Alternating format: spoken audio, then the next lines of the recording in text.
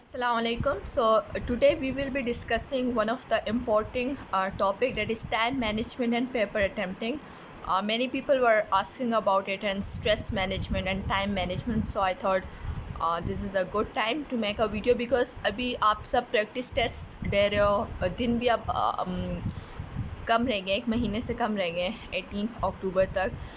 और ये है कि ये वाला जो टाइम है इसमें जो आप लोग प्रैक्टिस टेस्ट दे रहे हो ना, इसमें सिर्फ आप लोग अपनी एफिशिएंसी को नहीं देखते या अपनी वीक पॉइंट्स को नहीं देखते, बल्कि आप लोग जो एक्चुअल ईटर टेस्ट है उसमें जो आप गलतियाँ मतलब जिनके चांसेस आपको लगते हैं कि ज़्यादा हो सकते हैं आपके लिए, उनको अवॉइड करने के तरीके आप लोग ढूंढ रहे होते हो प्रैक्टिस टेस्ट में।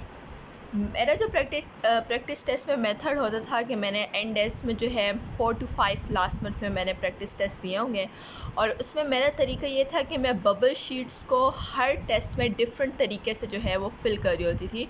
सो basically I was trying to find a more effective way, जिस तरीके से मेरे ज़्यादा बेस्ट मार्क्स आते थे या ज़्यादा जल्दी मेरा टाइम मैनेज हो जाता था, फिर उसी मेथड को मैं थ्रू आउट प्रैक्टिस टेस्ट जो है वो कंटिन्यू रखती थी, और उसी मेथड को मैंने फिर ईटा 2019 में भी यूटिलाइज़ किया था। सबसे पहले बात करते हैं डिले पे, बिकॉज़ जब से डिले हुआ है मोस्टली स्टूडेंट्स जो हैं वो सुस्त पड़ गए हैं, और ये मैंने पहले भी आप लोगों को कहा था कि अगर डिले हुआ तो आप सब जो है वो सुस्त पड़ जाओगे 80 to 90%। लेकिन जो पढ़ने वाले लोग हैं वो अभी भी पढ़ रहे हैं, they know the importance of time, they know the importance of their future, and they know के मतलब अगर उन्होंने ये टाइम भी ज़ाया कर दिया सो आगे उनका जो साल है वो वेस्ट होने का चांस हो सकता है। मैंने अपना एक्सपीरियंस आप लोगों के साथ शेयर किया 2018 का, जिसमें 2 दफ़ा ईटर डिले हुआ, एंड आई टोल्ड यू कि how brutally I wasted the time and it costed me a full whole year. So if you are wasting your time in watching movies और sleeping और social media और whatever hobbies you are doing right nowadays, so please stop them and focus only on your studies. अच्छा, mostly लोग कहते हैं कि toppers हमें कहते हैं कि सिर्फ स्टडीज़ पर फोकस करें और बस पढ़ते रहें। So what does it mean कि क्या हम मतलब 24/7 पढ़ते रहें, बीच में हमारा रेस्ट टाइम वगैरह? तो देखिए, जब कोई कहता है फोकस ऑन योर स्टडीज़, इसका मतलब है कि आपकी सराउंडिंग में जो डिस्ट्रैक्शंस है ना, आप उनसे दूर रहें। ठीक है, फॉर एग्ज़ाम्पल आप 30 मिनट्स की ब्रेक लेते हो, उस 30 मिनट्स की ब्रेक में जो है आप जो है मोबाइल यूज़ कर रहे हैं, सो वो 30 मिनट्स की ही ब्रेक होनी चाहिए। ऐसा नहीं होना चाहिए कि आप मोबाइल यूज़ कर रहे हैं और वो 30 मिनट से आप 2 घंटे तक चले जाओ। मेरे साथ ऐसा होता था, फॉर एग्ज़ाम्पल मैंने जो है पढ़ा और मैंने एंड पे आके 12:30 पर जो है दिन के टाइम मैंने ब्रेक ले ली। 12:30 to 1 मेरा इरादा था कि मैंने ब्रेक लेनी है। अब मैं 12:30 to 1 जो है मैं मोबाइल यूज़ कर रही हूँ। अब ज़रा से टाइम ऊपर हो गया, 1:05 हो गए, फिर मैं सोचती हूँ कि नहीं यार 1:30 तक मैं मोबाइल यूज़ कर लेती हूँ। ठीक है, अब मैं वो वीडियो देखती हूँ, मुझे टाइम का पता नहीं लगा और वो 1:30 से सरपास करके 1:42 पे टाइम चला गया। नो आई एम सेइंग कि नहीं, मैं 2 बजे तक देखती हूँ। ठीक है, इस तरह 2, ढाई, 3 बज जाते हैं और मैं उसी मोबाइल पे लगी रहती हूँ। एंड पे क्या होता है कि एक्सेसिव मोबाइल यूज़ करने से, I don't know about you guys, लेकिन मेरे साथ ये प्रॉब्लम है कि मैं अगर 2-3 घंटे जो है कॉन्टीन्यूसली मोबाइल यूज़ करूँ तो मुझे नींद आना शुरू हो जाती है, क्योंकि वो जितना आप स्क्रीन की तरफ देखते हो ना, जितना मतलब स्क्रीन यूज़ आप करते हो, तो उतना ही जो है आप पे क्या कहते हैं, सुस्ती जिसे कहते हैं लेज़ीनेस और गफलत जो है वो आप पे तारी हो जाती है, और अल्टीमेटली या तो आप इस तरह करते हो कि सो जाते हो, या आपकी इतनी हिम्मत नहीं होती, या आपका माइंड फ्रेश बिल्कुल नहीं होता कि आप दोबारा स्टडीज़ अपनी रिज्यूम कर सको। तो इस वाली बात का जो है आप लोगों ने ख़ास ख्याल रखना है।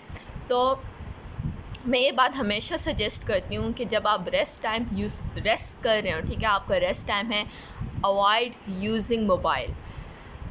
अब मोबाइल के अलावा काफ़ी हेल्दी एक्टिविटीज़ आप कर सकते हैं। आप जाएं अपने लिए मतलब make a cup of T, make fries for your self, snacks कुछ अपने लिए बनाएं, फ्रूट्स काट के फ्रूट चाट वगैरह बनाएं, उसको खाएं।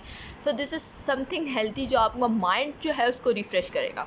ये नहीं कर सकते तो आप जो है आप थोड़ी सी वॉक कर लें, थोड़ा सा घर से बाहर निकल जाएं, थोड़ा सा आप फ्रेश एयर ले लें, अपने कमरे से बाहर निकलें, तो वो आधा घंटा आप इस तरह यूज़ करें। आप नहा धो लें, आप मुंह हाथ धो लें। सो ये डिफरेंट एक्टिविटीज़ हैं। आप थोड़ी सी एक्सरसाइज कर लें, और अगर आप जो है स्पोर्ट्स के शौकीन हैं तो थोड़ा सा cricket, carrom, ludo, what ever ये वाले गेम्स खेल लें, लेकिन प्लीज़ अवॉइड यूजिंग मोबाइल। और रिमेंबर कि आपका 30 मिनट से ज़्यादा जो है वो टाइम कंज्यूम नहीं होना चाहिए। ओके, वीडियो काफ़ी लंबी हो रही है आई नो, लेकिन I just want to cover all the points. I hope कि it doesn't annoy you guys. Second बात जो हम डिस्कस करेंगे, चलें हम टाइम मैनेजमेंट को जल्दी से डिस्कस कर लेते हैं, उसके बाद हम स्ट्रेस पे अगर टाइम बचा तो हम लोग उसको मज़ीद डिस्कस करेंगे। सबसे पहले आते हैं पोर्शंस की तरफ। देखें गाइस, ईटा में आपको पता है रैंडम क्वेश्चंस होते हैं, पोर्शंस में डिवाइडेड नहीं होते जिस तरह UHS या नम्स वगैरह होता है। नम्स मैंने अटैम्प्ट किया हुआ है, मैंने UHS 2018 दिया था, क्योंकि वो जस्ट बी फॉर्म पे देना था, तो मैंने जस्ट प्रैक्टिस के लिए दिया था, लेकिन लास्ट ईयर जो है वो एक ही दिन टेस्ट था, तो इसलिए नहीं दे पाई। UHS मैंने जस्ट इसलिए दिया था ताकि मुझे आइडिया हो सके ईटा और UHS का डिफरेंस।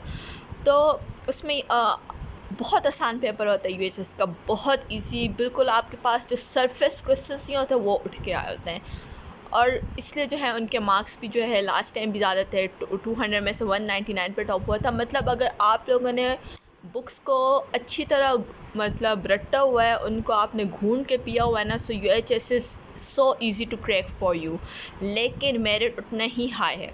2019 का ईटा आलमोस्ट UHS जितना था। इस साल का ईटा आई डोंट नो, क्योंकि 2018 में भी ईटा डिले हुआ था, और जो फाइनल वाला जो 2018 का ईटा एक्सेप्ट हुआ था, that was little difficult as compare to previous one. So 2017 और 2018 का ईटा काइंड ऑफ डिफ़िकल्ट था, 2019 का जो है इजी था, लेकिन वही बात कि मेरिट जो है वो एकदम से चढ़ा हुआ था। तो ईटा पोर्शंस में डिवाइडेड नहीं होता। अब आप लोगों ने करना है, आप ये भी नहीं कर सकते बायो के मैं इतने मिनट्स दूंगी, केमिस्ट्री को इतने मिनट्स दूंगी। तो बेस्ट तरीका ये है, आपके पास होते हैं 200 क्वेश्चंस, ठीक है।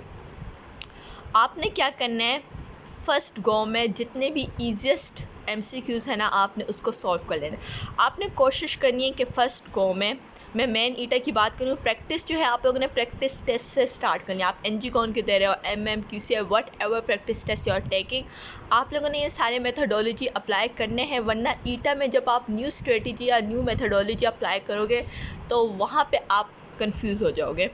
फर्स्ट गो में आपने कोशिश करनी है कि आपके 130 टू 150 MCQs एवरेज जो है वो आपके हो जाने चाहिए, बिकॉज 130 टू 150 MCQs आसान होते हैं, फिर वो जो 40-50 MCQs होते हैं वो जो है थोड़े से मुश्किल होते हैं। अच्छा, दूसरी बात ये कि जब आप फर्स्ट गो में करोगे, क्योंकि बायो जो है, मैंने इस पर जो वीडियो बनाई है इसमें मैंने यही कहा था कि बायो जो है बार बार पढ़ते जाओ पढ़ते जाओ पढ़ते जाओ। बायो ऐसी चीज़ है ना कि आपको उसकी एक एक लाइन, एक एग्जांपल, डायग्राम्स, फिगर, टेबल, ये सब कुछ जो है आपकी नज़रों से गुजरा हुआ जाना चाहिए और बार बार गुजरा हुआ जाना चाहिए। तो बायो के जो जितने भी MCQs होते हैं, फॉर एग्जांपल 80 MCQs होंगे, तो बायो के 80 में से कम 70 टू 75 ऑन एवरेज MCQs आपके फर्स्ट गो में हो जाने चाहिए। उसकी रीज़न ये है कि बायो जो है बुक से उठाई हुई लाइंस होती हैं। अगर आपने वो चैप्टर पढ़ा है, आप रिकॉल करें उन चैप्टर्स को, आप फ़ौरन से जो है ना उन MCQs पे जो है टिक कर देंगे। अच्छा, आपके पास ईटा में जो टाइम होता है वो होता है 150 मिनट्स आई गेस। हाँ, पहले 3 आवर्स थे, लेकिन अब 150 मिनट्स हो गया आई गेस। तो जो पहला फर्स्ट गो में आपके MCQs है वो 100 मिनट्स 80 टू 100 मिनट्स में जो है हो जाने चाहिए, यानी 80 टू 100 मिनट्स में आपके 130 टू 150 MCQs हो जाने चाहिए। उसके बाद जो रिमेनिंग टाइम है उसमें आप कोशिश करें पहले बायो, केमिस्ट्री और इंग्लिश के MCQs करें, क्योंकि फ़िज़िक्स के जो बच जाते हैं वो हैवी कैलकुलेशंस वाले होते हैं। आप मिनिमम टाइम में मैक्सिमम MCQs करने की कोशिश करें, क्योंकि जो आपको नहीं MCQs आते हैं एंड पर जो रह जाते हैं वो काफ़ी ज़्यादा टाइम लेते हैं। और 2019 में भी ऐसा था कि 5-6 MCQs मुझे नहीं आ रहे थे और मैंने एंड पे उस पर काफ़ी टाइम लिया था, लेकिन ये था कि मेरे पास उन 3 MCQs के लिए I was left with 10 minutes. तो वो ईज़िली जो है ना मैंने उसको सॉर्ट आउट कर लिया और मैंने उसको सॉल्व कर लिया। एंड पे फिर भी मेरे पास 2 मिनट्स बचे। उसके बाद मैंने बबल शीट को गौर से देखा कि कहीं अनफिल्ड बबल ना रह गया हो, कहीं मैंने स्वैपिंग ना कर लिया हो, मीन्स के 4 का आंसर मैंने 3 पे ना लगा दिया हो। तो ये वाली गलती मुझसे हुई थी। मैंने कुछ MCQs जो है आपस में स्वैप कर लिए थे। तो अच्छा, दूसरा मैं बबल शीट्स का बता दूँ। जो स्वैपिंग होती है वो क्यों होती है? मोस्टली आपके पास जो क्वेश्चन शीट होता है ना, वो आपके पास होता है वर्टिकल, ठीक है। मैं इस पे बता देती हूँ। आपके पास जो क्वेश्चन मतलब यूँ वर्टिकल होता है, ठीक है, यूँ आपके पास वर्टिकल होता है, और जो आंसर शीट होती है वो होती है हॉरिजॉन्टल, राइट, इस तरह।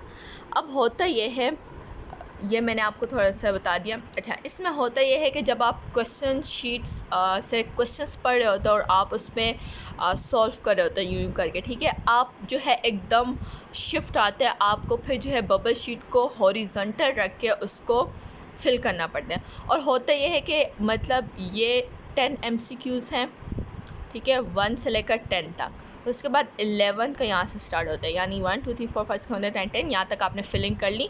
फिर 11 12 13 यहाँ से, फिर मतलब 50 तक जो है ऐसे आपके पास 5 बॉक्सेस बने होते हैं, ठीक है, यूँ करके। तो 10 20 30 40 50 तक ऐसे। फिर सेकेंड रो स्टार्ट होती है, उसमें इस तरह 5 बॉक्सेस बने होते हैं, ठीक है। तो यहाँ तक 100, तो इस तरह 4 रोज़ होती है। मोस्टली स्टूडेंट्स क्या कहते हैं, यहाँ तक 10 तक फिल कर लिया, बजाय इसके कि वो देखें 11 कहाँ लिखा हुआ है, कहाँ से स्टार्ट हो रहा है, वो फ़ौरन यहाँ नीचे वर्टिकली आते हैं। और यहाँ पे बेसिकली होता है 51, और वो उसको 11 समझ कर ना फिल कर देते हैं। ये वाली गलती जो है मोस्टली होती है। अच्छा, फिर आ जाते हैं ऑप्शंस की तरफ। सो ईटा की जो OMR शीट होती है उसमें ये होता है कि आपके पास 5 बबल्स होते हैं, ABCDE। इट डज़ंट मीन कि आपके हर क्वेश्चन में 5 ऑप्शंस हों। कुछ क्वेश्चन में 5 ऑप्शंस होंगे, कुछ क्वेश्चंस में 4 ऑप्शंस होंगे। टोटली डिपेंड्स कि वो एग्जामिनर ने पेपर सेटअप कैसे किया हुआ है। अब होता ये है, आपके पास जो है आंसर, फॉर एग्ज़ाम्पल आपके पास जो है एक MCQ का आंसर आया B, दूसरे का आया D, फिर 3 E आपके पास आए, ठीक है, और फिर आपके पास आया D, ठीक है। अब मैंने पहले B फिल किया, ठीक है, और उसके बाद मैंने D फिल किया। जिस तरह मैं फिल करूँ आपने ऐसे फिल नहीं करना, मैं रफली फिल कर रही हूँ। और फिर आपके पास आया E, चौथा भी आपके पास E आया, ठीक है। जो आखिरी वाला है, ठीक है, अब D, अब ये 5 मैंने फिल कर लिया ना। अब मैं मतलब नेक्स्ट पे आ गई हूँ, ठीक है, नंबर 6 पे।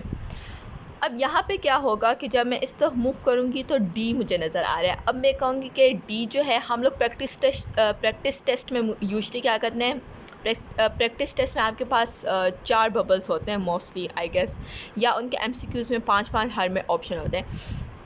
अक्सर ऐसा होता है कि आपने ई फिल किया, जब नेक्स्ट में आपके पास D आया ना, आप बग़ैर देखें, क्योंकि ऊपर जो है एक ही दफ़ा ये चीज़ लिखी होती है, आपके पास एंड तक ये चीज़ नहीं लिखी होती बबल्स के ऊपर, फिर नीचे बबल्स ही बबल्स होते हैं। अब ये चीज़ आपको विजिबल नहीं है। आप क्या करोगे, आपको लगेगा D is the last option, आप फ़ौरन से जो है लास्ट में बबल फिल कर लोगे। जब आप रीचेक करोगे ना, तब आपको रियलाइज़ होगा कि shoot, I have filled it incorrect, ठीक है। तो ये वाली चीज़ जो है वो काफ़ी होती है। अच्छा, एक और चीज़ कि आपने प्रैक्टिस टेस्ट में जो मेथडोलॉजी अडेप्ट करनी है वो ये कि आपने क्या करना है। मेरा जो मेथड होता था, फॉर एग्ज़ाम्पल ये मेरे पास जो है वो, फॉर एग्ज़ाम्पल क्वेश्चन पेपर है, ठीक है। इस क्वेश्चन पेपर के ऊपर मैंने पूरा पेज के अंदर कर, इस क्वेश्चन पेपर के ऊपर मेरे पास ऑलमोस्ट 10 से 11 सवाल आते हैं। मैंने इस पेज के क्वेश्चन जो है फिल किए। Before moving to the next page मैं क्या करूँगी, यही 10 बबल्स हैं, मैं यूँ करके इसको हैश करके, अब ये वाला मुझे नहीं आता है, मैंने इसको छोड़ दिया, ये नेक्स्ट और नेक्स्ट, ठीक है। Then I will move to the next page. यहाँ पे 10-11 सवाल आते हैं इस पेज पे। इस पेज के क्वेश्चंस को मैंने सॉल्व किया, जो नहीं आते। अच्छा, जो क्वेश्चंस आपको नहीं आते उसके ऊपर आपने बड़ा सा सर्कल उसको कर देना है, ठीक है। फिर मैंने नेक्स्ट बबल जो है यूज स्लैशेस डाल के सॉल्व किया, और ये मेथड आपने एंड तक कंटिन्यू रखना है। अब आपने ये फर्स्ट गो में जो है MCQ जो है वो सॉल्व कर लिए जितने भी आपसे मैक्सिमम हो पाए। आपने फिर क्या करना है, बबल फिलिंग स्टार्ट कर देनी। अब बबल फिलिंग आपने कैसे करनी है, जो बेस्ट मेथडोलॉजी है वो ये है कि आप आउटवर्ड से स्टार्ट लें और इनवर्ड जाएं, यूँ करके, यूँ आउटवर्ड टू इनवर्ड जाएं। लेकिन जब आप इनवर्ड टू आउटवर्ड जाएंगे ना तो आपके बाहर के चांसेस निकलने के ज़्यादा हो सकते हैं। सो मुझे जो है आउटवर्ड टू इनवर्ड ज़्यादा इफ़ेक्टिव रहता था। दूसरी बात, पेन्स आप जिस पेन के साथ कंफर्टेबल है वो यूज़ करें। अब ये वाला जो पेन मैं यूज़ कर रही हूँ ना, ये बहुत ज़्यादा स्लिपरी मुझे लगता है, ठीक है, तो मैं ये वाले पेन्स जो है काफ़ी अवॉइड करती थी।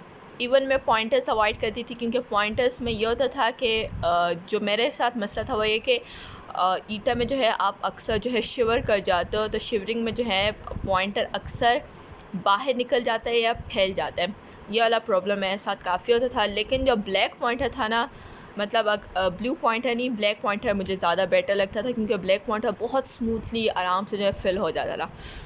ब्लैक पॉइंटर दूसरा मुझे जो अच्छा लगता था वो ये कि वो जो पियानो का पेन होता है इस तरह करके, यूँ करके, ठीक है, ये जो है येलो बॉडी उसकी होती है और ऊपर जो है ब्लू कैप होता है। तो ये वाला पेन मुझे काफ़ी अच्छा लगता था, मैं इसको हर प्रैक्टिस टेस्ट में भी साथ लेके जाती थी, तो इसके साथ मेरी प्रैक्टिस काफ़ी बेस्ट हुई थी। तो इसी को जो है मैं इसी को मैंने यूज़ करा था असली मेन ईटा में, ठीक है। तो ये कुछ इंपॉर्टेंट बातें हो गई। तो अच्छा, ये वाला मेथड काफ़ी टाइम बचाता है, बिकॉज अगर आप ऐसे कर रहे हो कि आपने पहले एक पेज फिल किया और आप डायरेक्टली जो है यूँ फिलिंग करने लगे हो, ये आपका काफ़ी टाइम कंज्यूम करेगा। आपको एक सेकंड अपना बचाना है। सोचें अगर यहाँ पे आपके सेकंड्स बच गए तो सेकंड्स मैक्स अ मिनट, आपके सेकंड्स बच रहे हैं, आपके मिनट्स बन रहे हैं। वो जो मिनट्स आपके बन रहे हैं ना, वो एंड पे जो डिफ़िकल्ट क्वेश्चन है जो आपके सॉल्व नहीं हो रहे उसमें काम आएंगे। So that is one of the most important point. अब हम आखिरी बात करेंगे कि प्रैक्टिस टेस्ट में जो है मेरे मार्क्स कम आते हैं, मैं क्या करूँ, मुझे स्ट्रेस हो रहा है, मुझे डिप्रेशन हो रहा है, एंड सो ऑन। इस तरह के क्वेश्चंस काफ़ी आते हैं, इस तरह के मैसेजेस भी जो है बहुत ज़्यादा आते हैं। तो इसका बेस्ट तरीका ये है कि don't care about practice test marks as much. आपका जो फोकस होना चाहिए वो आपकी वीकनेसेस को ओवरकम करने पे होना चाहिए। आपने प्रैक्टिस टेस्ट दे दिया, ठीक है, आपके मार्क्स कम आ गए, आप घर आएंगे, आपने क्या करना है कि जो आपके क्वेश्चंस गलत हैं मतलब आपने साथ साथ बुक खोलनी है, जो आपके क्वेश्चंस गलत हैं उस बुक से जो है वो चैप्टर, वो टॉपिक आप दोबारा रीड करें और उससे रिलेटेड फिर आप MCQs जो हैं उसको सॉल्व करें। ओके, दूसरा जो फ्रीक्वेंटली आस्क्ड क्वेश्चन है वो ये कि प्रैक्टिस टेस्ट में हमारे पास कितने मार्क्स आने चाहिए जिससे हमें ये कंफर्म हो जाए कि I can qualify the main ETEA. तो देखिए, नो डाउट प्रैक्टिस टेस्ट में आपको पढ़ के जाना चाहिए। जितने प्रैक्टिस टेस्ट हो रहे हैं बगैर पढ़े आपने जाना नहीं है, क्योंकि वो जो पढ़ाई आप कर रहे हो वो आपको एंड पे मेन ईटा में ही काम आएगी, ठीक है। तो अच्छा, फिर भी ऐसा होता है कि आप जितना पढ़ लो आपके मार्क्स कम आ जाते हैं। तो ये बात मैंने एक पोस्ट में भी शेयर की थी, मैं यहाँ पे भी बताऊंगी कि ऐसा हुआ था कि मैंने एंड पे जो है 2 एनजीकॉन के ग्रैंड टेस्ट दिए थे। जो पहला वाला ग्रैंड टेस्ट हुआ तो उसमें मेरे मार्क्स जो है अच्छे आए थे, ठीक है, काफ़ी अच्छे आए थे, एंड आई वाज होपफुल कि ये मतलब थोड़ा सा मुझे कॉन्फिडेंस मिल गया था कि हाँ मेरा आराम से हो जाएगा। उसी वीक में जो है दूसरा जो एनजीकॉन का ग्रैंड टेस्ट हुआ था उसमें मेरे मार्क्स जो है काफ़ी कम आए थे। वो ये हुआ था कि मैं पेशावर गई थी, मैंने वो टेस्ट दिया, उसके बाद वापसी पर, बिकॉज़ वो आपको आंसर शीट्स पकड़ा देते हैं, वापसी पर जो है मैंने रास्ते में जो है सारे MCQs मैंने मैच कर लिए। तो मेरे जो है आलमोस्ट 123 MCQs जो है वो सही थे। तो इमेजिन के 200 में से जिसके 123 आ रहे हैं, वो भी बिल्कुल आखिरी वाले ग्रैंड टेस्ट में, और 2 या 3 दिन बाद उस बंदी का जो ईटा है, सो उस वक्त जो है वो बंदा कैसा फ़ील कर रहा होगा। So I was literally crying on the way back to my home, और मुझे समझ नहीं आ रहा था मैं ख़ुद को कैसे संभालूं, बिकॉज मार्क्स, ये वाले जो मार्क्स है ना, इट लिटरली हॉन्टेड मी। और यही थॉट्स आ रही थी कि I didn't get admission in 2018, what if I fail this too, और ये कि what if I score around 120 in main ETEA, मैं तो किसी को मुंह दिखाने के लायक नहीं रहूँगी। लाइक इतना पूरा साल मेहनत की है, पढ़ा है, so what will be the consequences of this thing. Because आप उस टाइम अपने नर्व्स पे जो है कंट्रोल नहीं कर पा रहे होते जब आपके सामने इस तरह का रिज़ल्ट आता है। खैर I came back, I didn't tell these marks at home, क्योंकि मुझे पता था अगर मैं बताऊँगी तो शायद मुझे घर से भी डांट पड़ जाए and I might not feel well afterwards. बहुत मुश्किल था, और वो जो पूरी रात थी वो मैंने इसी सोच में गुजार दी। नेक्स्ट डे जो है I buckled up myself, I hold my nerve, और मैंने यही सोचा कि मेरे पास सिर्फ यही 2 दिन हैं। अगर मैंने ये 2 दिन रोने में गुजार दिए सिर्फ इसकी वजह से, which was not the main ETA test, ठीक है, तो इसका मतलब ये है कि शायद मैं मैन ईटा में जो है कुछ गलतियां कर बैठूँ। मैंने ये किया, ये प्रैक्टिस टेस्ट अपना खोला, मैंने देखा कि मैंने कहाँ कहाँ कौन कौन सी इनएफिशिएंसीज़ की हैं। बिकॉज़ टेस्ट बहुत आसान था, क्वेश्चंस बहुत आसान थे, गलतियाँ जो है वो मैंने की हुई थी काफ़ी जगह पे। मैंने उसको जो है देखा, मैंने इस प्रैक्टिस टेस्ट को दोबारा प्रैक्टिस किया। उसके बाद मैंने क्या किया कि मैंने बायो की बुक खोली, और बायो की बुक्स की मतलब जो मुश्किल वाले चैप्टर्स थे ना, बड़े बड़े वाले, एनिमल या biotechnology, inheritance, chromosomes and DNA, vaccines वाला चैप्टर हो गया, इम्यूनिटी, सर्कुलेशन वाले चैप्टर्स, इनको मैंने थॉरली पूरा रीड किया। अगले दिन वो पूरा दिन मैंने इस पे लगाया, और साथ में मैंने बाकी चैप्टर्स की सुपरफिशियल रीडिंग की थी, बिकॉज इतना टाइम नहीं था कि मैं दोनों बायो की बुक्स को पूरा पढ़ती। उसके बाद मैंने क्या किया कि रात को सोने से पहले फ़िज़िक्स की फार्मूला शीट्स थी, वो भी मैंने क्या किया था, जीनियस के जो फार्मूला शीट्स हैं, ये मैंने आपको पहले ही बताया था, हर चैप्टर से पहले गिवन है, उन सबको फाड़ के जो है ना मैंने उसको स्टेपल किया हुआ था। उस फार्मूला शीट्स को मैंने देखा। केमिस्ट्री की मैंने ऑर्गेनिक जो है सुपरफिशियली रिवाइज़ की, और बस फर्स्ट ईयर की केमिस्ट्री को भी जो है ना मैंने ऊपर से देखा कि जो मेन पॉइंट है जो मेरी नज़रों के सामने आ रहे, जो हाईलाइटेड है, बस मैं उसको देखती गई। ईटा से एक दिन पहले जो है मतलब मैंने यही सोचा हुआ था कि मैंने जो है सिर्फ सुबह पढ़ना है, अदरवाइज़ मैं नहीं पढ़ूँगी। सुबह भी जो है मैंने बस सिर्फ इम्पोर्टेंट चीज़ें देखी जो बहुत ज़्यादा इम्पोर्टेंट मुझे लग रही थी उस टाइम। बस मैंने उनको देखा, और चूँकि I had to go to Nowshera, मेरा टेस्ट सेंटर वहाँ पे बना था, I had to leave an a night early, तो मैं उसी शाम को जो है फिर नौशेरा गई। I stayed at my grandmother's house, और वो भी पूरी रात जो है बहुत स्ट्रेसफुल था, बिकॉज़ एक तो कि समझ नहीं आ रहा था कि कल क्या होगा क्या नहीं होगा वगैरह। बस मैंने ईशा पढ़ी और मैं जाके लेट गई, और लेटते लेटते जो है अल्हम्दुलिल्लाह मुझे जो है नींद आ गई थी। सुबह मैं फजर के टाइम उठ गई थी, नमाज़ वगैरह पढ़ी, बिकॉज़ टेस्ट सेंटर काफ़ी करीब था, और 7 बजे तक पहुंचना था, तो आई हैड एम्पल टाइम। तो उसमें ये था कि जितना मैक्सिमम बंदा अपने लिए दुआएं कर सकता है, दुरूद शरीफ हो गई, कोई सूरत हो गई, वट एवर, आप अपने पेरेंट्स से बात करें फ़ोन पर अगर आप घर से दूर हैं, तो ये जितनी चीज़ें थी मैंने करी। उसके बाद टेस्ट सेंटर गई, और टेस्ट सेंटर जो है जब मैंने टेस्ट देखा ना, बहुत ज़्यादा आसान था, बहुत ज़्यादा। और उसी वक्त जो है ना मैंने कहा कि no, this is not a time to be overconfident again, because अगर मैं ये कहूँ कि टेस्ट बहुत आसान है, मैं अगर इसी मोमेंट पे ओवर कॉन्फिडेंट हो गई ना, so this will be my another failure. मैंने बहुत मुश्किलों से ख़ुद को कंट्रोल किया, and I was like doing this के नो, मैंने जो है ना ख़ुद को कंट्रोल रखना है। टेस्ट दिया, कुछ MCQs जो है मुझसे गलत हुए, क्योंकि कुछ चैप्टर्स ऐसे थे, फॉर एग्जांपल इन्वायरमेंटल केमिस्ट्री का चैप्टर था जो मैंने आखिरी 2 हफ्ते में बिल्कुल उसको हाथ नहीं लगाया था, बिल्कुल रिवाइज़ नहीं करा था, तो उसमें से 2-3 MCQs आए थे, वो सारे मेरे गलत हो गए थे। तो इसलिए मैं कहती हूँ कि आखिरी हफ्ते में आपने सारे चैप्टर्स रिवाइज़ करने, सुपरफिशियल रीडिंग करनी है, और जो चैप्टर्स आपको नहीं आते वो पूरे रीड करने हैं। तो कोई भी ऐसा टॉपिक चैप्टर आप लोगों ने छोड़ना नहीं है। उसके अलावा जो है फ़िज़िक्स में कैलकुलेशंस की गलतियाँ नहीं करनी, क्योंकि आसान बहुत होते हैं, लेकिन ये कि हम जो है पॉइंट्स, अक्सर ये होता है हम पॉइंट्स में भी गलती कर जाते हैं, और पीरियोडिक मतलब ऐसा भी होता है कि हम लोग जो है एटॉमिक नंबर की बजाय एटॉमिक मास ले लेते हैं, और वाइस वर्सा। तो ये जो सिली मिस्टेक्स है ना, ये आप लोगों ने बिल्कुल नहीं करनी। हम लोग मार कहाँ खाते हैं, जहाँ पे हम बेवकूफ़ियाँ करते हैं या सिली मिस्टेक्स करते हैं।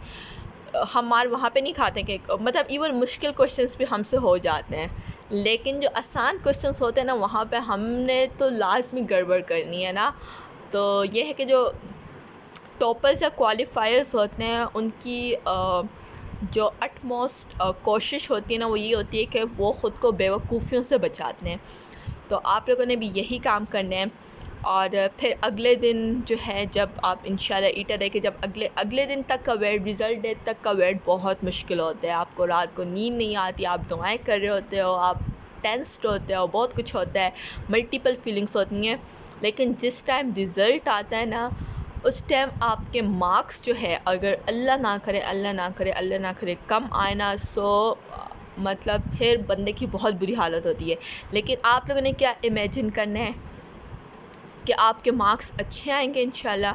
बस आप जब पढ़ें ना, आपने जस्ट ये इमेजिन करना है कि आपका रिज़ल्ट डे है कल, ठीक है, आपके मार्क्स अच्छे आ रहे हैं, आपका नाम फिर मेरिट लिस्ट में आएगा। एंड इमेजिन डेट डे जब आपका नाम मेरिट लिस्ट में आएगा, एंड इंशाल्लाह you will be entering into medical college and you will be screaming alhamdulillah alhamdulillah all around the home, and your parents will be feeling proud.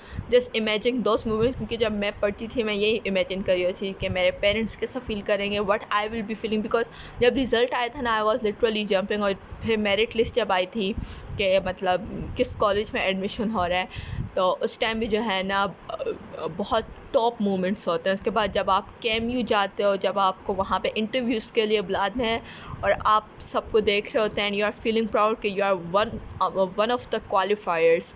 और जब आप day 1 interview पे जाते हो, जब मतलब जो टॉप 200 वालों को बुलाते हैं, तो डे 1 बहुत प्राउड मोमेंट होता है। बिकॉज आपको ऐसा फील हो रहा है कि yes I have achieve something. And फिर उसके बाद day 1 of your respected college बहुत अमेजिंग होता है। वाइट कोट सेरेमनीज़ होती हैं, और जो वाइट कोट होता है ना, उसका स्वैग अलग किस्म का होता है। सो आई रिमेंबर कि after the merit list when my mother actually bought me white coat during ETA preparation, और वो उन्होंने संभाल के रखा हुआ था। मैंने उसको खोल के देखा भी नहीं कि वो है कैसा, बिकॉज मैं जस्ट ये सोची थी, मतलब मैंने ख़ुद से प्रॉमिस किया था कि मैं इस वाइट कोट को तभी खोल के देखूँगी जब मेरा एडमिशन हो जाएगा। सो मेरिट लिस्ट में जब नाम आया तो उसी दिन जो है मैंने वाइट कोट निकाला, मैंने उसको पहना, पिक्चर्स वगैरह ली, एंड आई वाज, मतलब वो एक प्राउड मोमेंट होता है आपके लिए। तो ये जो छोटी छोटी चीज़ें होती हैं ना, ये बेसिकली बहुत बड़े मोमेंट्स होते हैं। सो जितना मैं मोटिवेट कर सकी अपनी तरफ से आई डिड। आपने गलतियाँ नहीं करनी, and the video is literally so long. So I hope कि आपको जो है जो बातें मैंने बताई हैं वो समझ आएंगे, एंड मेरे अल्फाज जो है ज़ाया नहीं जाएंगे। एंड अल्लाह हाफ़िज़, best of luck, signing off.